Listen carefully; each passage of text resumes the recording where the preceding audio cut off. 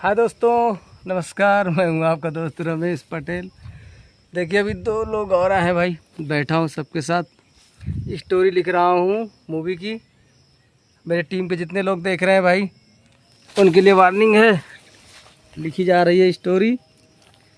देखो यहाँ तक पहुँच चुका है काम, तो अभी स्टोरी लिखने में लगा हूँ। आप लोग तैयार हो जाओ भाई, कल से सीन है, शूट लगाना है कल से।